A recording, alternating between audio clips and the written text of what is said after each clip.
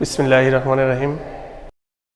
Hello শিক্ষার্থীবৃন্দু, প্রাণপ্রিয় দর্শক মণ্ডলী, অনলাইন ভার্চুয়াল ক্লাসে সবাইকে স্বাগতম। আজকে আমাদের ক্লাস, অনলাইনের যে ক্লাস, সেটা রসায়ন দ্বিতীয় পত্রে, রসায়ন প্রথম পত্রেই ব্যবহৃত হয়। আমরা আজকের ক্লাসের বিষয়বস্তু আয়নিক বন্ধন। আজকে আমরা আয়নিক বন্ধন নিয়ে কথা বলবো। আমাদের শিক্ষণফল হচ্ছে আয়নিক বন্ধন। আয়নিক বন্ধন সম্পর্কে আমরা ধারণা লাভ করলে এই বন্ধন কিভাবে গঠিত হয় জানতে পারবো। আয়নিক বন্ধন সংজ্ঞা জানতে পারবো।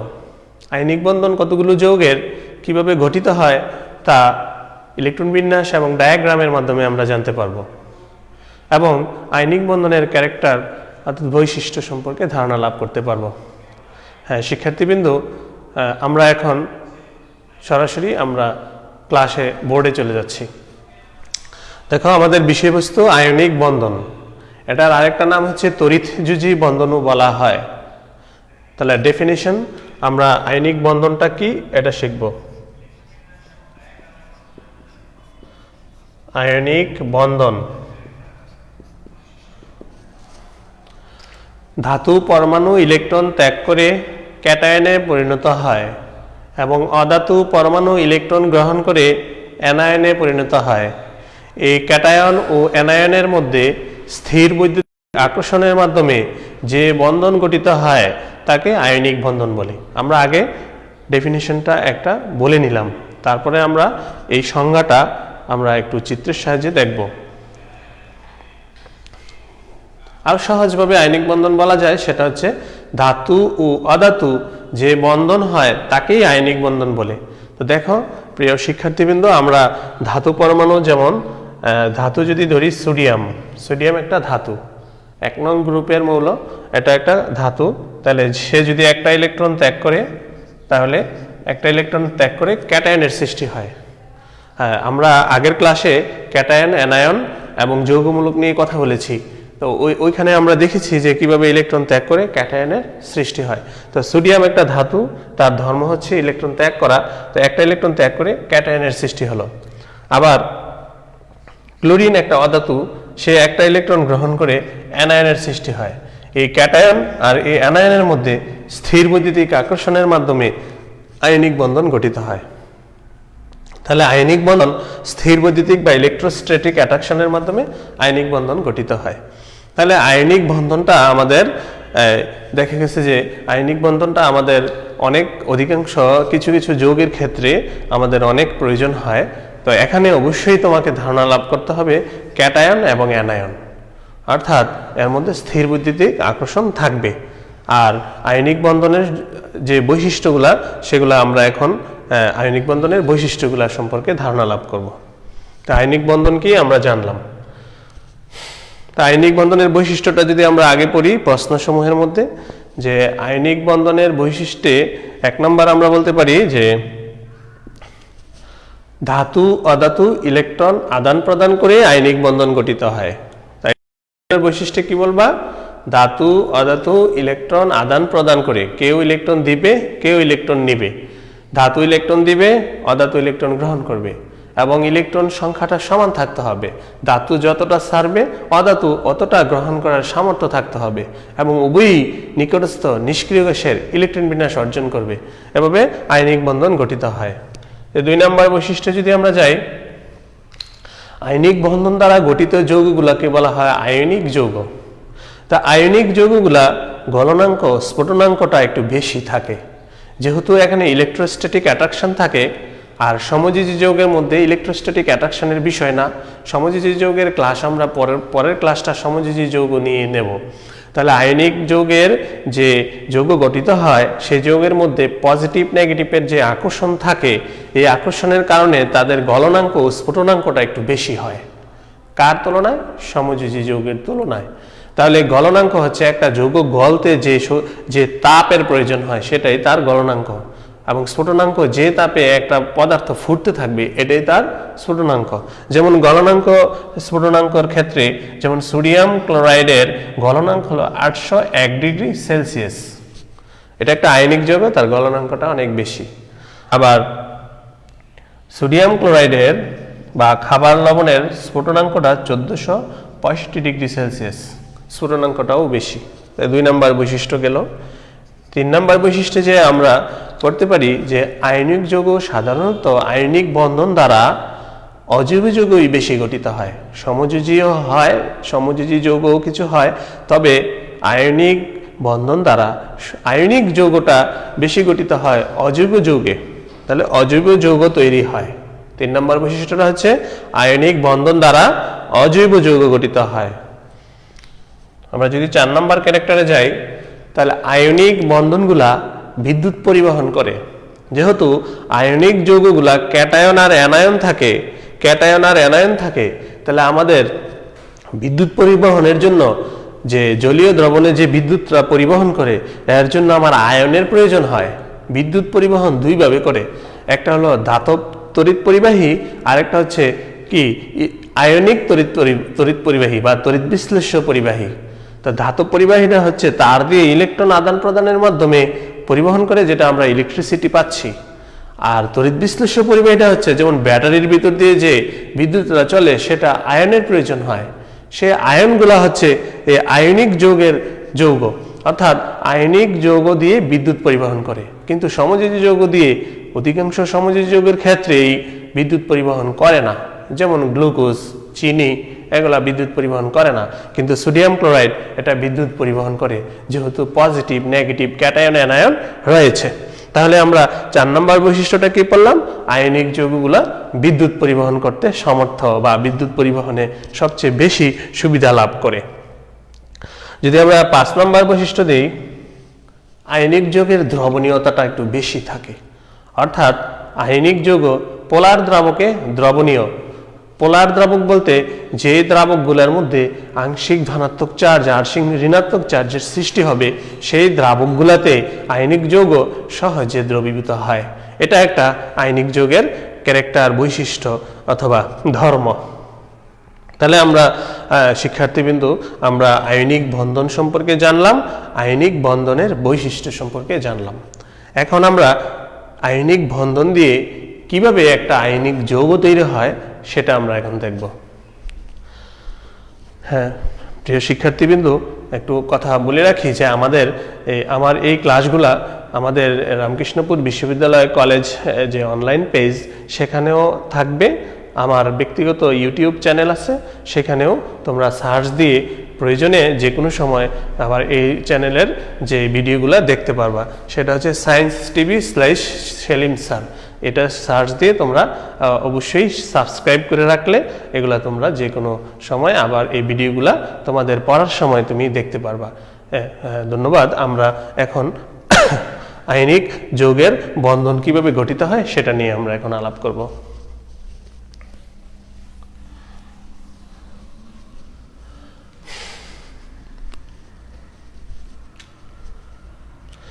যেমন ম্যাগনেসিয়াম অক্সাইড যৌগ গঠন।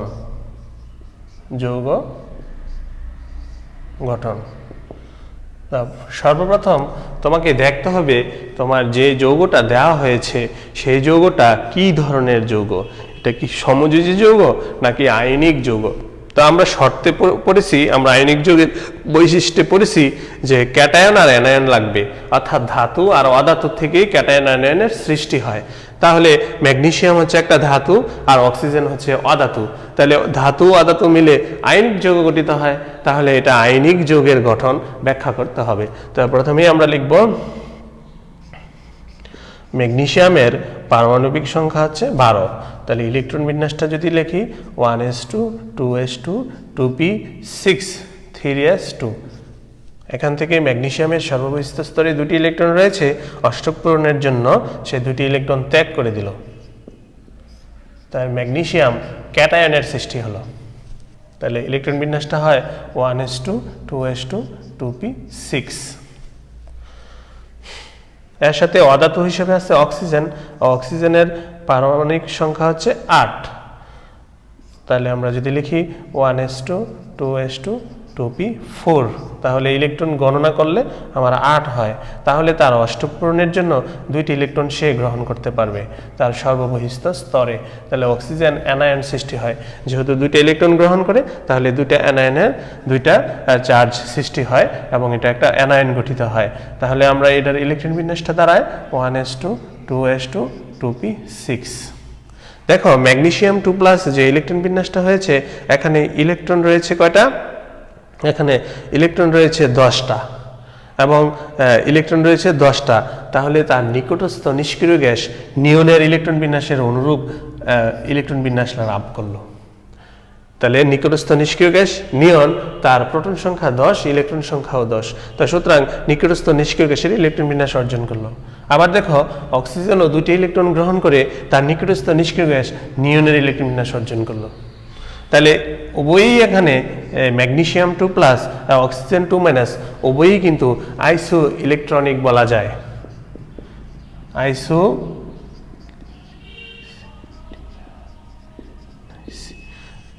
আইসো ইলেকট্রনিক বলা যায়। তাহলে আমাদের বোর্ডে কিংবা অ্যাডমিশনে আসে কতগুলো দিয়ে নিচের কোনটি আইসো ইলেকট্রনিক এভাবে। তাহলে ইলেকট্রন সংখ্যাগুলো হিসাব করে দেখবা যে ইলেকট্রনগুলো সমান, যে আয়ন হোক কিংবা মৌল হোক, ইলেকট্রন সংখ্যা যদি সমান হয় তাহলে একেই বলা হয় আইসো ইলেকট্রনিক। এখন দেখো তাহলে আমরা যদি এটাকে যোগ করি তাহলে এখানে magnesium plus oxygen, positive negative ইলেকট্রনগুলো যদি কাটা যায়, আর এখানে থাকতেছে ম্যাগনেসিয়াম 2+ আর অক্সিজেন 2-। তাহলে এই ম্যাগনেসিয়াম 2+ আর অক্সিজেন 2- তাদের জারণ সংখ্যা দেখো, আমরা গত ক্লাসে জারণ সংখ্যা নিয়ে কথা বলেছি যে আদান প্রদানের ফলে সৃষ্ট চার সংখ্যাই হচ্ছে তার জারণ সংখ্যা। তাহলে এখানে জারণ সংখ্যাগুলা পজিটিভ নেগেটিভ জারণ সংখ্যাগুলা একত্রিত হয়ে যৌগ গঠিত হয় এবং জারণ সংখ্যার যোগফলটা হয়ে যায় 0, -2 + 2 0 হয়ে যায়। তাহলে ম্যাগনেসিয়াম অক্সাইড আয়নিক যৌগ এভাবে গঠিত হয়। এবার আমরা ডায়াগ্রামটা দেখব। ডায়াগ্রাম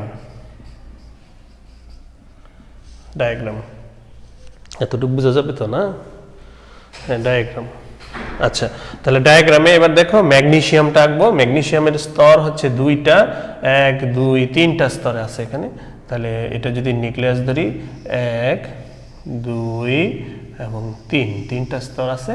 এই 3টা স্তরের মধ্যে আমরা বহিস্থ স্তরটা 2টা ইলেকট্রন আছে তৃতীয় স্তরে, এটা ম্যাগনেসিয়াম দিলাম। আর ভিতরের স্তরে 8টা ইলেকট্রন আছে, এর প্রথম স্তরে 2টি ইলেকট্রন আছে। তাহলে সে 2টি ইলেকট্রন ত্যাগ করে দিল, কি সৃষ্টি হলো? দ্বিতীয় স্তরে চলে আসলো, 1 2 নম্বর স্তরে চলে আসলো।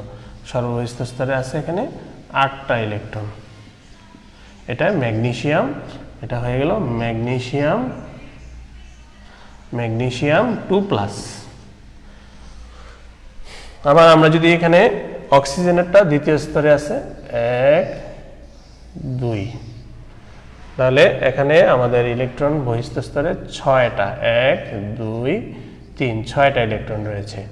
সে 2টা ইলেকট্রন গ্রহণ করলো, গ্রহণ করে সে 8টা ইলেকট্রন পূর্ণ হয়ে গেল, অষ্টক পূর্ণ করলো। তাহলে কোনো মৌলের সর্ববহিস্থ স্তরে 8টি ইলেকট্রন থাকার নিয়মকে অষ্টক নিয়ম বলে, আবার কোনো মৌলের সর্ববহিস্থ স্তরে 2টি ইলেকট্রন অর্জন করার নিয়মকে 2-এর নিয়মও বলে। তাহলে আমরা এটা হলো অক্সিজেন 2-। তাহলে অক্সিজেন 2-, তাহলে 8টি ইলেকট্রন থাকা এবং 2টি ইলেকট্রন থাকা, তাহলে 2-এর নিয়ম এবং অষ্টক নিয়ম। তাহলে ম্যাগনেসিয়াম 2+ এবং অক্সিজেন 2-। তো দুটি মিলে ক্যাটায়ন আর অ্যানায়নের স্থির বৈদ্যুতিক আকর্ষণের মাধ্যমে ম্যাগনেসিয়াম অক্সাইড যৌগ গঠিত হয়ে গেল। তাহলে এটা স্থির বৈদ্যুতিক আকর্ষণ অর্থাৎ ইলেকট্রোস্ট্যাটিক অ্যাট্রাকশনের মাধ্যমে এই যৌগটা তৈরি হয়। তাহলে এভাবে আয়নিক যৌগ গঠিত হয়। দেখো প্রিয় শিক্ষার্থীবৃন্দ, আমরা যদি এই আয়নিক যৌগের গঠনটাকে আমরা ব্যাখ্যা আকারে বলি, যেমন ম্যাগনেসিয়াম অক্সাইড আয়নিক যৌগ গঠন। তাহলে ম্যাগনেসিয়াম একটা ধাতু, সেই ধাতু থেকে 2টি ইলেকট্রন ত্যাগ করে ম্যাগনেসিয়াম 2+ ক্যাটায়নের সৃষ্টি হয় এবং নিকটস্থ নিষ্ক্রিয় গ্যাস নিয়নের ইলেকট্রন বিন্যাস অর্জন করে। অপরদিকে অক্সিজেন ইলেকট্রন বিন্যাস করে দেখলাম যে এই দুটি ইলেকট্রন গ্রহণ করে অষ্টক পূরণ করে এবং অ্যানায়ন গঠিত হয়, সেও নিকটস্থ নিষ্ক্রিয় গ্যাস নিয়নের ইলেকট্রন বিন্যাস অর্জন করে।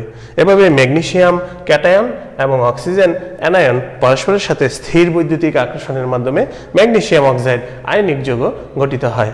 ডায়াগ্রাম আমরা এখান থেকে দেখো, এখান থেকে সহজে আমরা 1 স্তর 2 স্তর 3 স্তর আঁকলাম। একে সর্ববহিষ্ঠ স্তরে 2টা আছে, 2টা ত্যাগ করলো, ত্যাগ করে ওই স্তর আর নাই, তখন দ্বিতীয় স্তরে চলে আসলো। দ্বিতীয় স্তরে ম্যাগনেসিয়াম 2+ লিখলাম। আবার অক্সিজেন সর্ববহিষ্ঠ স্তরে 4টা, 2টা 6টা ইলেকট্রন আছে, এখানে 2টি ইলেকট্রন গ্রহণ করলো, তাহলে ম্যাগনেসিয়াম সর্ববহিষ্ঠ স্তরে 8টা ইলেকট্রন হলো এবং অক্সিজেন 2- গঠন করলো। তাহলে এই ক্যাটায়ন আর অ্যানায়নের মধ্যে স্থির বৈদ্যুতিক অ্যাট্রাকশনের মাধ্যমেই আমাদের এই আয়নিক যৌগটা গঠিত হয়েছে। দেখো প্রিয় শিক্ষার্থীবৃন্দ, এখানে একটা কথা যে অক্সিজেন 2-, এখানে ইলেকট্রন ম্যাগের বা ইলেকট্রন ডেনসিটিটা এর চারপাশে এভাবে থাকে। ইলেকট্রন ম্যাগের ডেনসিটি যত বেশি হবে সেই আয়নিক যৌগটা তত বেশি বিশুদ্ধ হবে। তাহলে ইলেকট্রনের ডেনসিটি যত বেশি হবে সেই আয়নিক যৌগটা তত বেশি বিশুদ্ধ হবে এবং 100% আয়নিক যৌগ পাওয়া যাবে। আর ইলেকট্রন ম্যাগের ঘনত্ব চারদিকে অ্যানায়নের চারপাশে ইলেকট্রন ম্যাগের ঘনত্ব যদি কম হয়, তাহলে আয়নিক যৌগের যে স্ট্যাবিলিটিটা অর্থাৎ তার পার্সেন্টেজ 100% আয়নিক যৌগটার থেকে কিছু কম হয়। তাহলে আমাদের আজকের আমাদের ক্লাস ছিল যে আয়নিক বন্ধন কি, আয়নিক বন্ধনের বৈশিষ্ট্যগুলো আমরা বললাম, একটা আয়নিক যৌগ কিভাবে গঠিত হয় ইলেকট্রন বিন্যাস এবং ডায়াগ্রামের মাধ্যমে আমরা সেটা দেখাইলাম। আমরা কি সময় আছে আর? আচ্ছা, তাহলে আমরা একটা 5 মিনিট একটু বাড়াই দিতে হবে। তাহলে আয়নিক যৌগ ম্যাগনেসিয়াম অক্সাইড গঠিত করলাম। এখন আমরা অ্যালুমিনিয়াম অক্সাইড আয়নিক যৌগের স্ট্রাকচারটা আঁকবো।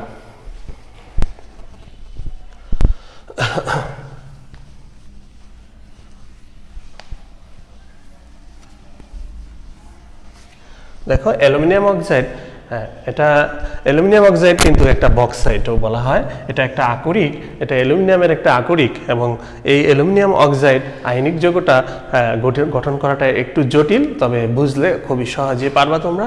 দেখো আমরা লিখতেছি Al2O3 যৌগের গঠন। তাহলে অ্যালুমিনিয়াম এখানে ধাতু আর অক্সিজেন অধাতু, তাহলে ধাতু আর অধাতু মিলে অ্যালুমিনিয়াম অক্সাইড আয়নিক যৌগ গঠিত হয়। তাহলে এভাবে আমরা আগের মতো ইলেকট্রন বিন্যাস করব। অ্যালুমিনিয়ামের পারমাণবিক সংখ্যা হচ্ছে 13। তাহলে ইলেকট্রন বিন্যাস করলে 1s2 2s2 2p6 3s2 3p1। সর্বনিম্ন স্তরে 3টা ইলেকট্রন আছে, অষ্টক পূরণের জন্য সে 3টা ইলেকট্রন, একটা অ্যালুমিনিয়াম পরমাণু 3টি ইলেকট্রন ছেড়ে দিয়ে অ্যালুমিনিয়াম 3+ ক্যাটায়নের সৃষ্টি হয় এবং তার ইলেকট্রন বিন্যাসটা দাঁড়ায় 1s2 2s2 2p6। নিকটস্থ নিষ্ক্রিয় গ্যাস নিয়নের ইলেকট্রন বিন্যাসটা দাঁড়ায়। অপরদিকে এখানে তার সাথে আছে পরমাণু আছে অক্সিজেন, তাহলে অক্সিজেনের পারমাণবিক সংখ্যা হচ্ছে 8। তাহলে ইলেকট্রন বিন্যাস হচ্ছে 1s2 2s2 2p4। তাহলে একটা অক্সিজেন সর্বনিম্ন স্তরে 6টা ইলেকট্রন আছে, তাহলে সে অষ্টক পূরণের জন্য 2টি ইলেকট্রন গ্রহণ করতে পারবে। তাহলে অক্সিজেন 2- আর ইলেকট্রন বিন্যাসটা দাঁড়ায় 1s2 2s2 2p6। এখানেও নিয়নের ইলেকট্রন বিন্যাস অর্জন করে। তাহলে এই দুইটা অ্যালুমিনিয়াম 3+ এবং অক্সিজেন 2- এই ক্যাটায়ন এবং এই অ্যানায়ন একে অপরের আইসোইলেকট্রিক, এই যে একে অপর কি আইসোইলেকট্রনিক।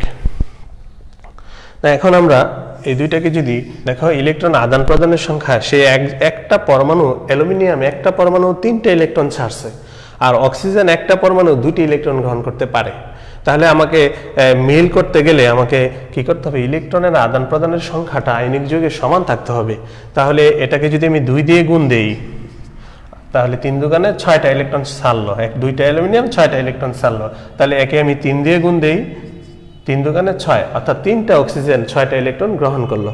তাহলে আমার 2 অ্যালুমিনিয়াম আর 3 অক্সিজেন, তাহলে 3 দুগুণে 6 3 দুগুণে 6, পজিটিভ নেগেটিভ কাটা। তো এখানে অ্যালুমিনিয়াম পাইছি আমরা কয়টা, 2টা, 2Al3+, 2টা অ্যালুমিনিয়াম ক্যাটায়নের সৃষ্টি হলো আর 3টা অক্সিজেন অ্যানায়নের সৃষ্টি হলো। আর যৌগ গঠনের সময় সবসময় আমাদের সংখ্যাটা সামনে চলে আসে। তাহলে Al2O3 ইলেকট্রোস্ট্যাটিক অ্যাট্রাকশনের মাধ্যমে অ্যালুমিনিয়াম অক্সাইড গঠিত হয়। তাহলে ডায়াগ্রাম দেখো, আমরা অ্যালুমিনিয়ামের এখানে তৃতীয় স্তর 1 2 3, সর্বনিম্ন স্তরে 3টা ইলেকট্রন রয়েছে, 1 2 1। হ্যাঁ, অ্যালুমিনিয়াম সে 3টে ইলেকট্রন ছাড়লো, 1 2, তাহলে দ্বিতীয় স্তরে চলে আসলো এবং নিয়নের ইলেকট্রন বিন্যাস অর্জন করলো অ্যালুমিনিয়াম 3+। তো এখানে যেহেতু 2টা অ্যালুমিনিয়াম পরমাণু, এই জন্য আমি এখানে 2 দিয়ে দিলাম। 2বার আর অ্যালুমিনিয়াম লেখার দরকার নাই, এখানেও আমি 2 দিয়ে দিলাম। অপরদিকে অক্সিজেনের ডায়াগ্রামটাকে, হ্যাঁ, 1 সর্বস্তরে 6টা ইলেকট্রন, একটা অক্সিজেন 2টা ইলেকট্রন গ্রহণ করবে, তাহলে ডায়াগ্রামে দাঁড়ায় সর্বস্তরে 8টা ইলেকট্রন হয়ে গেল, তাহলে অক্সিজেন 2-। তাহলে এখানে 2টা অ্যালুমিনিয়াম 6টা ইলেকট্রন ত্যাগ করছে, তাহলে 3টা অক্সিজেন এই 6টা ইলেকট্রন গ্রহণ করবে, তাহলে এখানে 3 অ্যানায়নের সৃষ্টি হলো। এই ক্যাটায়ন অ্যানায়ন ইলেকট্রোস্ট্যাটিক অ্যাট্রাকশনের মাধ্যমে অ্যালুমিনিয়াম অক্সাইড আয়নিক যৌগ গঠিত হয়। প্রিয় শিক্ষার্থীবৃন্দ, এই হলো আমাদের আজকের আয়নিক যৌগের ক্লাস। আমি আশা রাখি আয়নিক যৌগের যত যৌগ আসবে তুমি এই নিয়মে যদি প্র্যাকটিস করো অবশ্যই পারবা। আমরা 2টা যৌগের গঠন দেখাইলাম। তো সবাই ভালো থাকবা। আজকের ক্লাস আমার এখানেই শেষ। আল্লাহ হাফেজ।